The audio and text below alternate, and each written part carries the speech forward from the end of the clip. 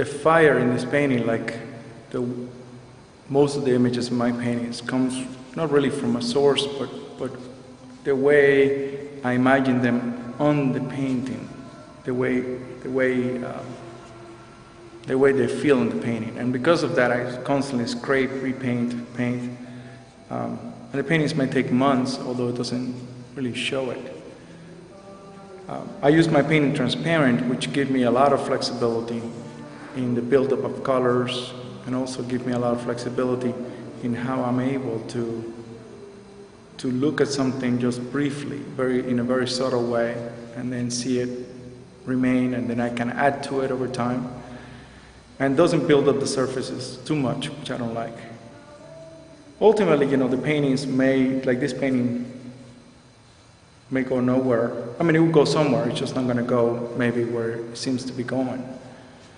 And I will scrape it and rebuild it until it feels right. And sometimes when it feels right, it may not be anything particularly attractive, and maybe have nothing to do with the way it began.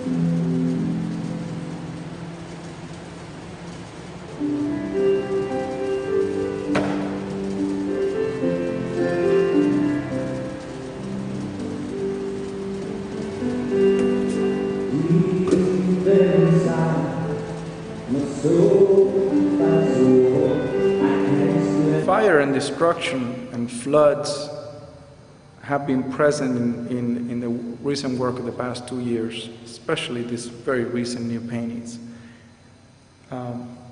In some ways, there's something cleansing about fire, which I have thought about for years and I have used in many of the paintings.